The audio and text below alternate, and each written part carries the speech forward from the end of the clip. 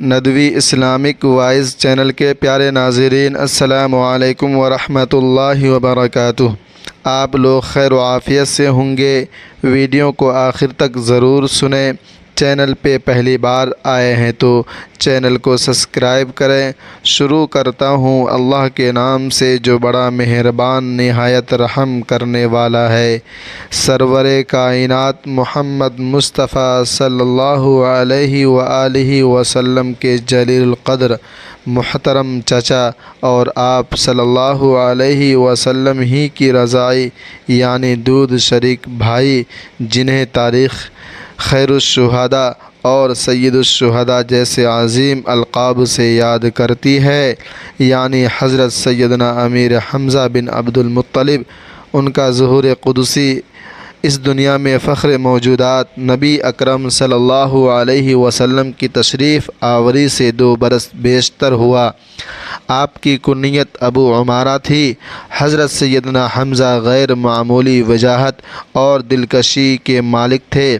آپ کی پیشانی کشادہ اور روشن تھی، قامت میانہ درمیانہ قد، مگر بدن نہایت سڈول اور متناسب تھا۔ بازو گولائی لیے ہوئے تھے، جبکہ کلائیاں مضبوط اور چوڑی تھیں۔ آپ رضی اللہ تعالی عنہ سخن گوئی اور شاعری کا عمدہ ذوق رکھتے تھے۔ فنون سپہ گیری، بالخصوص شمشیر زنی یعنی تلوار بازی، تیر اندازی اور پہلوانی میں نہایت مہارت حاصل کرنے کا جذبہ بچپن سے ہی آپ کی طبیعت میں موجزن تھا۔ سیر و سیاحت اور صید افغنی یعنی شکار آپ کے مرغوب مشاغل میں شامل تھے۔ ایک دن آپ شکار سے واپس لوٹ کر اپنے کاشانہ یعنی گھر پر تشریف لائے تو یہ روح فرسا اطلاع ملی کہ ابو جہل ملعون نے آپ کے محبوب بھتیجے حضرت محمد صلی اللہ علیہ وسلم کے ساتھ انتہائی نازیبا اور گستاخانہ رویہ اختیار کیا ہے۔ یہ سننا تھا کہ آپ کی آنکھوں میں خون اتر آیا۔ جلال و غیرت ایمانی کی شدت سے آپ بے قابو ہو گئے۔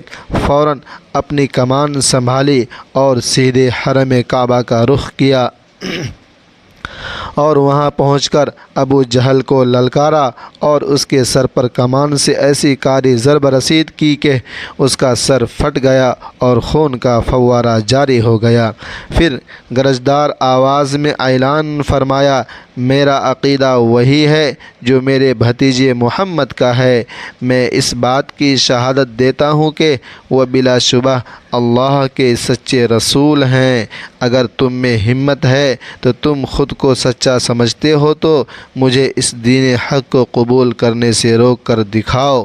پیارے آقا محمد مصطفیٰ صلی اللہ علیہ وآلہ وسلم اپنے چچا حضرت حمزہ سے بے پناہ انسیت اور قلبی لگاؤ رکھتے تھے۔ اس محبت کے اظہار کا ایک نہایت دل نشیں انداز ملاحظہ ہو۔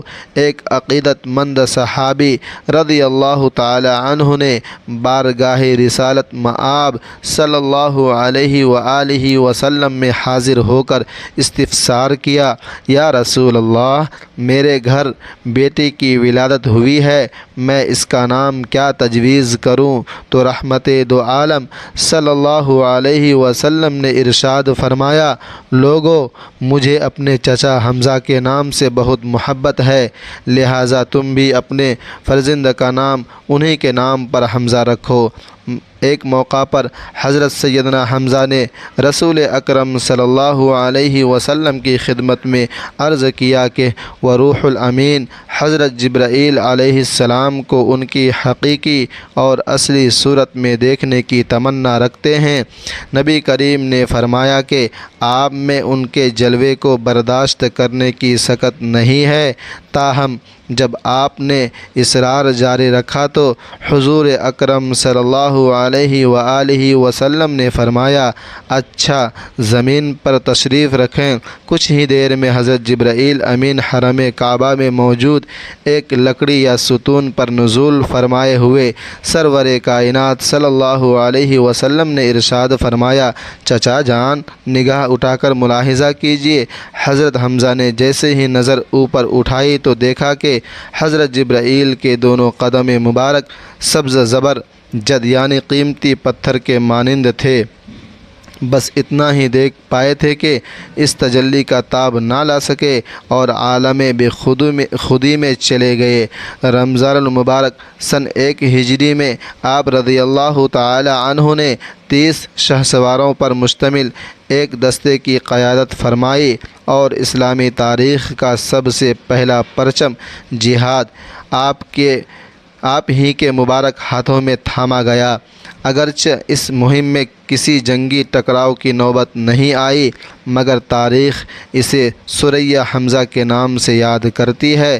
سن 2 ہجری میں جب حق و باطل کے مابین پہلی فیصلہ کن جنگ معرکہ بدر پیش آیا تو آپ کمال دلیری، جوش ایمانی اور جذبہ سرفروشی کے ساتھ میدان کارزار میں اترے۔ آپ نے مشرکین مکہ کے معتبر نامور جنگجو اور سرماؤں کو اپنی تلوار سے جہنم رسید کیا۔ اس روز آپ نے بطور خاص نشان اپنے سر مبارک پر شتر مرغ کا خوبصورت پر سجا رکھا تھا۔ آپ بیک وقت 2 تلواریں چلاتے ہوئے دشمنان اسلام کی صفوں کو بکھیرتے ہوئے، پھاڑتے ہوئے اور یہ نعرہ بلند کرتے ہوئے، میں اللہ 15 اور اس کے رسول کا شیر ہوں۔ شوال المکرم سن 3 ہجری کو غزوہ احد کے خونریز معرکہ کے دوران آپ رضی اللہ تعالی عنہ نے بے مثال جاں بازی اور شجاعت کا مظاہرہ کیا۔ دشمن کے 31 جنگجوؤں کو واصل جہنم کرنے کے بعد آپ نے شہادت کا عظیم رتبہ پایا اور یہ دنیائے فانی کو خیر آباد کہا۔ شوال کی 15 تاریخ بروز ہفتہ جب حضرت حمزہ میدان جنگ میں اپنی بہادری کے جوہر دکھا رہے تھے، تبھی ایک کافر کو قتل کرنے کے بعد جب آپ کے پیٹ سے زرہ تھوڑی سی سرک گئی تو اسی لمحے وحشی بن حرب جو کہ زبیر بن مطعم کا غلام تھا، اس نے تاک کر ایک چھوٹا نیزہ پوری قوت سے آپ کی جانب پھینکا۔ وہ جان لیوا نیزہ آپ کے پیٹ میں پیوست ہو کر آر پار ہو گیا اور آپ اسی زخم سے شہید ہو گئے۔ اس حملے کا پس منظر یہ تھا کہ جنگ بدر میں سیدنا حمزہ کے ہاتھوں جبیر بن مطعم کا چچا ہلاک ہوا تھا۔ جبیر نے اپنے غلام وحشی سے وعدہ کیا تھا کہ اگر وہ اس کے چچا کے بدلے میں حضرت محمد صلی اللہ علیہ وآلہ وسلم کے چچا حمزہ کو قتل کر دے تو وہ اسے آزاد کر دے گا، چھوڑ دے گا۔ اس کے علاوہ ہندہ بنت عتبہ یعنی زوجہ ابو سفیان نے بھی بھاری انعام کی لالچ دی۔ حبشی کو اسی آزادی کے لالچ اور انتقام کے جذبے کے تحت وحشی نے یہ گھناؤنا فعل انجام دیا۔ تاہم یہ اللہ کی شان ہے کہ اسی وحشی کو بعد ازاں تائب ہو کر دائرے اسلام میں داخل ہونے کی توفیق بھی نصیب ہوئی۔ حضرت حمزہ رضی اللہ تعالی عنہ کی شہادت کے بعد، موت کے بعد، کفار نے بالخصوص ابو سفیان کی زوجہ ہندہ نے انتہائی سنگ دلی اور وحشت کا مظاہرہ کیا۔ آپ کے جسد اقدس کی بے حرمتی کی گئی، شکم مبارک چاک کر کے کلیجہ نکالا گیا۔ ہندہ نے اس کلیجے کو چبایا لیکن نگل نہ سکی اور تھوک دیا۔ دیگر کافر عورتوں نے حضرت حمزہ اور دیگر شہدائے احد کے کان اور ناک کاٹ کر ان کے ہار اور پازیب بنائے اور انہیں پہن کر مکہ میں داخل ہوئی۔ جب نبی کریم صلی اللہ علیہ وسلم نے اپنے محبوب چچا کے جسد مبارک کو اس حالت میں دیکھا تو آپ صلی اللہ علیہ وسلم شدت غم سے رو پڑے۔ آپ کے مقدس اعضاء کی قطع برید دیکھ کر فرط رنج سے آپ کی آواز بھرا گئی۔ پھر آپ صلی اللہ علیہ وسلم نے ارشاد فرمایا، حمزہ سید الشہداء ہیں، شہیدوں کے سردار ہیں۔ آپ صلی اللہ علیہ وسلم حضرت حمزہ کے جسد اطہر کے پاس کھڑے ہوئے اور انہیں مخاطب کر کے فرمایا، اے میرے پیارے چچا، اللہ تبارک و تعالی آپ پر اپنی رحمت نازل فرمائے۔ بلا شبہ آپ رشتہ داریوں کا حق ادا کرنے والے اور کثرت سے نیک اعمال بجا لانے والے تھے۔ اللہ تبارک و تعالی آپ لوگوں کو اپنے حفظ و امان میں رکھے، آمین ثم آمین۔